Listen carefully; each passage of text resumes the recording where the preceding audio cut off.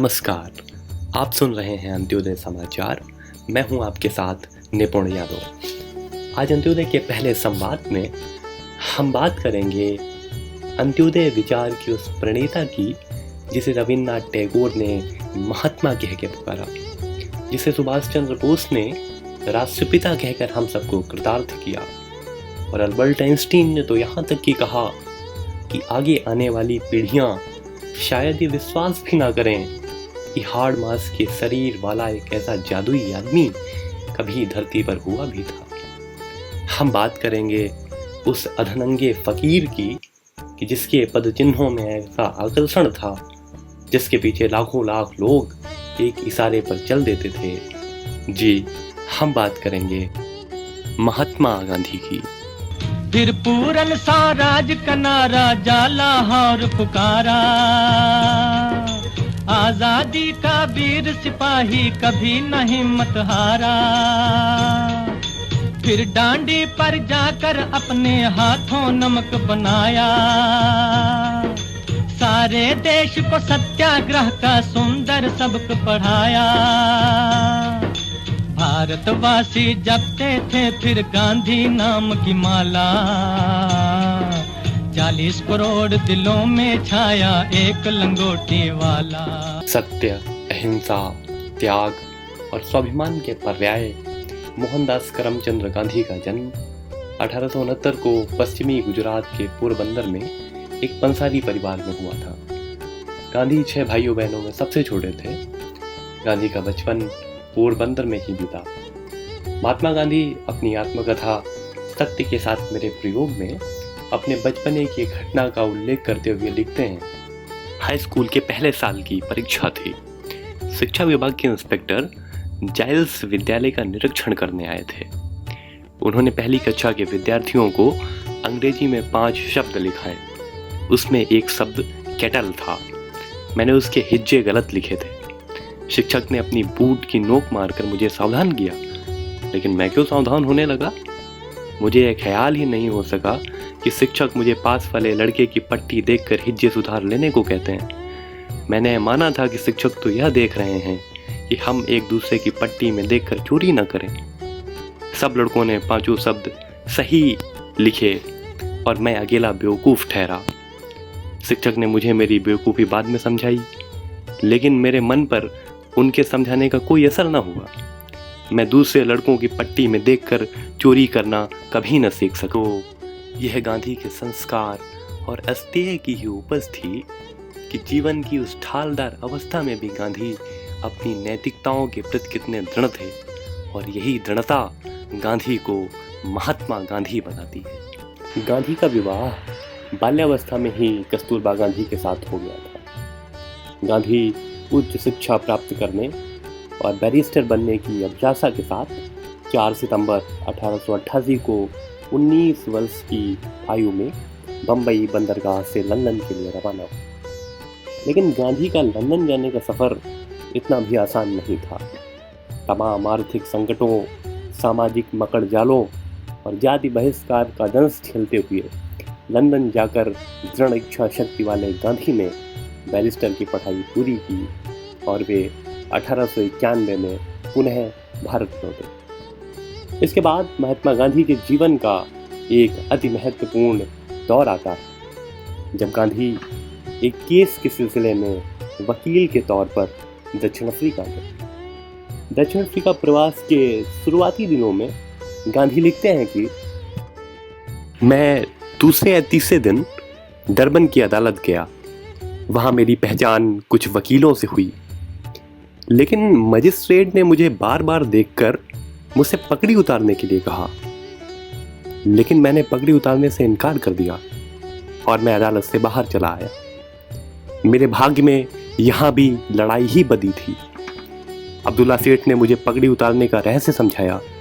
मुसलमानी पोशाक पहना हुआ आदमी मुसलमानी पगड़ी पहन सकता है, पर दूसरे हिंदुस्तानियों को अदालत में पैर रखते ही अपनी पगड़ी उतार लेनी चाहिए। इस सूक्ष्म भेद को समझाने के लिए मुझे कुछ तथ्यों की जानकारी देनी होगी। 2-3 दिनों में ही मैंने देख लिया था कि हिंदुस्तानी अफ्रीका में अपने अपने गुट बनाकर बैठे थे। इसमें एक गुट था गिरमिटिया मजदूरों का। अंग्रेज जिन्हें कुली कह के बुलाते थे। कुली एक अपमान सूचक शब्द था और मुझे भी कुली बैरिस्टर कहा गया। ऐसी दशा में पगड़ी पहनने का प्रश्न एक महत्व का प्रश्न बन गया। पगड़ी उतारने का मतलब था अपमान सहन करना। यह सब देखकर गांधी दंग थे कि तभी गांधी के साथ दक्षिण अफ्रीका प्रवास और उनके जीवन की चर्चित रेल घटना घटित हुई। गांधी लिखते हैं कि मैं डरबन से प्रिटोरिया जा रहा था। मेरे पास ट्रेन की पहले दर्जे का टिकट था। भी एक अंग्रेज अफसर मेरे पास आकर मुझसे आखिरी डिब्बे में बैठने के लिए कहता है। मैंने कहा, मेरे पास पहले दर्जे का टिकट है। उसने जवाब दिया, इसकी कोई बात नहीं, मैं तुमसे कहता हूँ कि तुम्हें आखिरी डिब्बे में जाना है। मैं कहता हूँ कि मुझे इस डिब्बे से डरबन में बैठाया गया है और मैं इसी में जाने का इरादा रखता हूँ। अफसर ने कहा, यह नहीं हो सकता, तुम्हें उतरना पड़ेगा और ना उतरे तो सिपाही उतारेगा। मैंने कहा, तो फिर सिपाही भले उतारे, मैं खुद तो नहीं उतरूंगा। सिपाही आया, उसने मेरा हाथ पकड़ा और मुझे धक्का देकर नीचे उतारा। मेरा सामान उतार लिया। मैंने दूसरे डिब्बे में जाने से इनकार कर दिया। ट्रेन चल दी। मैं वेटिंग रूम में बैठ गया। अपना हैंड बैग साथ में रखा, बाकी सामान को हाथ ना लगाया। रेलवे वालों ने उसे कहीं रख दिया। सर्दी का मौसम था। दक्षिण अफ्रीका की सर्दी ऊंचाई वाले प्रदेशों से बहुत तेज होती है। मिर्सबर्ग इसी प्रदेश में था। इसमें ठंड खूब लगी। मेरा ओवरकोट मेरे सामान में था, पर सामान मांगने की हिम्मत न हुई। फिर अपमान हो तो? ठंड से मैं कांपता रहा। कमरे में दिया भी नहीं था। आधी रात के करीब एक यात्री आया। जान पड़ा कि वह कुछ बात करना चाहता, पर मैं बात करने की मनःस्थिति में नहीं था। मैंने अपने धर्म का विचार किया। क्या तो मुझे अपने अधिकारों के लिए लड़ना चाहिए या लौट देना चाहिए? नहीं तो जो अपमान हो उसे सहकर प्रिटोरिया पहुंचना चाहिए और मुकदमा खत्म करके देश लौट जाना चाहिए। मुझे जो कष्ट सहना पड़ा है सो तो ऊपरी कष्ट है। वह गहराई तक बैठे हुए मनोरोग का लक्षण है। यह मनोरोग है रंग द्वेष। यदि मुझ में इस गहरे रोग को मिटाने की शक्ति हो तो उस शक्ति का उपयोग मुझे करना चाहिए। ऐसा करते हुए स्वयं को कष्ट सहने पड़े तो सब सहने चाहिए और उसका विरोध रंग द्वेष को मिटाने की दृष्टि से ही करना चाहिए। निश्चय करके मैंने दूसरी ट्रेन में जैसे भी हो आगे जाने का फैसला किया। बहुता अब तक गांधी के अंतस में रंग द्वेष को नष्ट करने के भाव का बीजारोपण हो चुका था। महात्मा गांधी ने दक्षिण अफ्रीका में भारतीयों और गिरमिटिया मजदूरों की स्थिति से दुनिया को रूबरू कराने के लिए 4 जून 1903 को 4 भाषाओं हिंदी, अंग्रेजी, तमिल और गुजराती में डरबन से इंडियन ओपिनियन नाम का पत्र निकाला। गांधी कहते हैं कि मेरा ख्याल है कि ऐसी कोई भी लड़ाई जिसका आधार आत्मबल हो अखबार की सहायता के बिना नहीं लड़ी जा सकती है। अगर मैंने अखबार निकालकर दक्षिण अफ्रीका में बसी भारतीय जमात को उसकी स्थिति न समझाई होती और सारी दुनिया में फैले भारतीयों को दक्षिण अफ्रीका में क्या हो रहा है ये ना बताया होता, अपने उद्देश्य में कभी सफल न हो पाता। गांधी ने दक्षिण अफ्रीका में फैले रंग भेद और नस्ल भेद के खिलाफ जमकर संघर्ष किया। फिनिक्स आश्रम की स्थापना गांधी ने दक्षिण अफ्रीका प्रवास के दौरान की। महात्मा गांधी कहते थे, ताकत शारीरिक शक्ति से नहीं आती, वह अदम्य इच्छा शक्ति से आती है। 1914 में महात्मा गांधी दक्षिण अफ्रीका से भारत आए।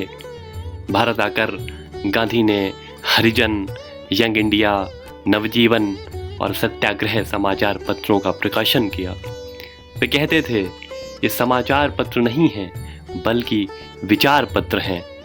ब्रिटानी हुकूमत द्वारा अभिव्यक्ति की आज़ादी पर किए जा रहे कुठाराघात के बावजूद गांधी ने कभी अपने सिद्धांतों से समझौता नहीं किया। वे कहते थे कि सरकार मशीनों को जब्त कर सकती है लेकिन विचारों को नहीं।